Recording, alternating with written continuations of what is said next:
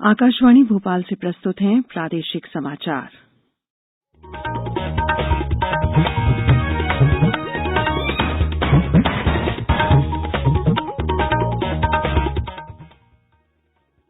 समाचारों के साथ मैं शेख महजबीन अल्मास।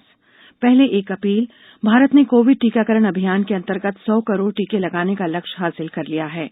इस महत्वपूर्ण कार्य में योगदान करने वाले चिकित्सकों, नर्सों और अन्य स्वास्थ्यकर्मियों का आकाशवाणी अभिनंदन करता है। इसके साथ ही हम आपको सतर्क भी करना चाहते हैं कि कोविड अभी समाप्त नहीं हुआ है।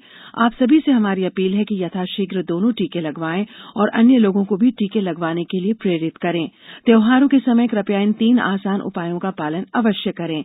मास्क पहनें, 2 गज की दूरी बनाए रखें, हाथ और चेहरा साफ रखें। कोविड से संबंधित कोई भी जानकारी और मार्गदर्शन के लिए राष्ट्रीय हेल्पलाइन नंबर 01123978046 और 1075 पर संपर्क करें। अब इस बुलेटिन के समाचार। सबसे पहले मुख्य समाचार। प्रधानमंत्री ने भाजपा कार्यकर्ताओं से लोगों के लिए विश्वास का सेतु बनने को कहा। प्रदेश के सभी पात्र लोगों को कोविड-19 से बचाव के लिए वैक्सीन का दूसरा डोज दिसंबर तक लगाने का लक्ष्य। आज नहाय खाय से हो रही है सूर्योपासना के पर्व छठ की शुरुआत और भारत आईसीसी 2020 क्रिकेट विश्व कप के सेमीफाइनल मुकाबले से हुआ बाहर। अब समाचार विस्तार से। प्रधानमंत्री नरेंद्र मोदी ने कहा है कि भारतीय जनता पार्टी केंद्र में सर्वोच्च स्थिति में पहुंच गई है और इसका श्रेय पार्टी के जनसाधारण से जुड़े रहने को जाता है। कल शाम नई दिल्ली में पार्टी की राष्ट्रीय कार्यकारिणी के समापन सत्र को संबोधित करते हुए श्री मोदी ने पार्टी कार्यकर्ताओं से कहा कि वे आम लोगों के विश्वास का सेतु बने। उन्होंने कहा कि भारतीय जनता पार्टी किसी परिवार के इर्द गिर्द केंद्रित नहीं है और सेवा और संकल्प तथा समर्पण इसके मूल्य हैं।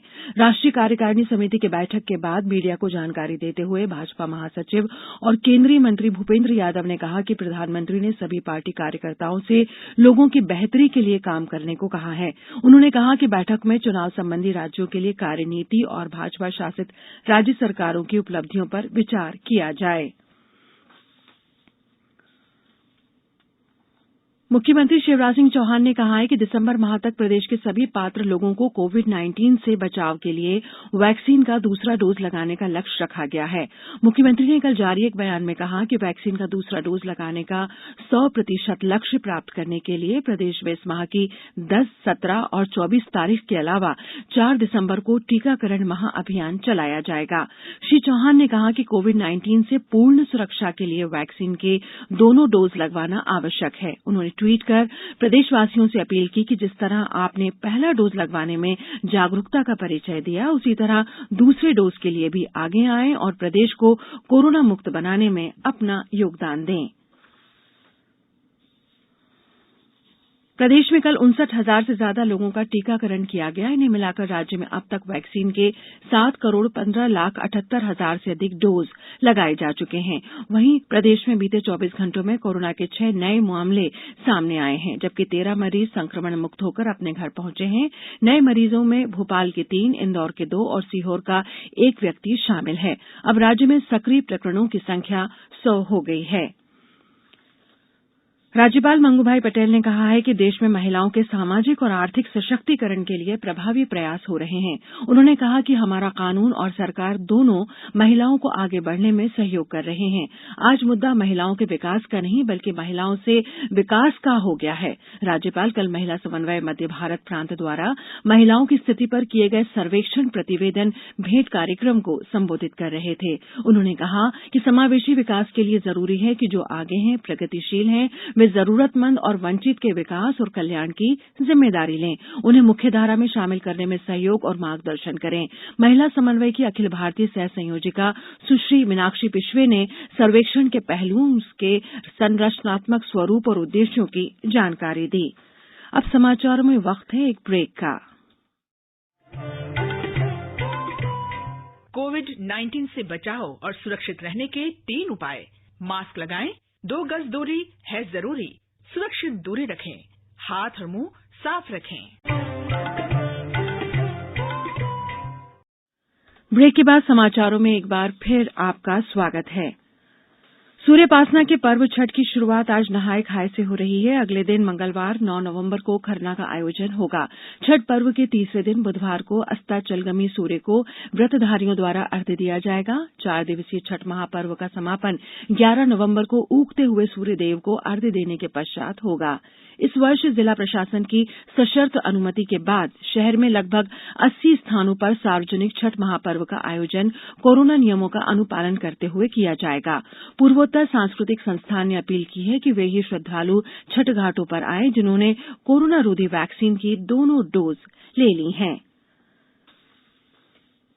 आदिवासियों द्वारा हर त्योहार अपने ही अंदाज और परंपरा के अनुसार मनाया जाता है। इनमें दीपावली के बाद मनाया जाने वाला ठाटिया बाजार भी है। जिले के आदिवासी विकासखंड खालवा के ग्राम पटाजल में कल ये बाजार लगा। आसपास के गांवों से 15 टोलियां बाजार में सज धज कर अपने पारंपरिक वाद्य यंत्रों के साथ पहुंची। बाजार में दिन भर लोकगीतों व वाद्य यंत्रों पर जमकर झूमे। दीपावली के बाद लगने वाले पहले साप्ताहिक बाजार को आदिवासी ठाटिया बाजार कहते हैं। बाजार में खरीदी के साथ दिन भर बांसुरी व ढोल की थाप सुनाई दे रही है। छिंदवाड़ा में भी मड़ाई मेलों के आयोजनों का दौर शुरू हो गया है। मड़ाई मेलों का आयोजन आगामी पूर्णिमा तक जारी रहेगा। इसमें परंपरागत आस्था व उल्लास के साथ नृत्य और लोक संगीत आयोजित हो रहे हैं। राजधानी भोपाल स्थित अखिल भारतीय आयुर्विज्ञान संस्थान एम्स में 1000 लीटर क्षमता वाला ऑक्सीजन जनरेटिंग प्लांट शुरू हो गया है। चिकित्सा शिक्षा मंत्री विश्वास कैलाश सारंग ने कल इसका लोकार्पण किया। यह प्लांट कोल इंडिया की सहायता से स्थापित किया गया है। यह प्लांट 1000 लीटर क्षमता का है, जो ट्रॉमा सेंटर और इमरजेंसी ब्लॉक को ऑक्सीजन की आपूर्ति करेगा और 300 बेड पर मरीज इससे लाभान्वित होंगे। इस प्लांट से एम्स भोपाल में लिक्विड मेडिकल ऑक्सीजन पर निर्भरता कम होगी। भारतीय जनता पार्टी 15 नवंबर को बिरसा मुंडा की जयंती पर राजधानी भोपाल के जंबूरी मैदान में आयोजित जनजातीय गौरव दिवस के कार्यक्रम की तैयारियों में जुटे हैं। पार्टी के प्रदेश अध्यक्ष विष्णुदत्त शर्मा ने कल आयोजन की तैयारियों की विस्तार से समीक्षा की। श्री शर्मा ने बताया कि इस महोत्सव में प्रधानमंत्री नरेंद्र मोदी भी शामिल होंगे। भारत आईसीसी पुरुष T20 क्रिकेट विश्वकप के सेमीफाइनल दौर के मुकाबले से बाहर हो गया है। हालांकि भारतीय टीम का आज नामीबिया से मुकाबला होना है।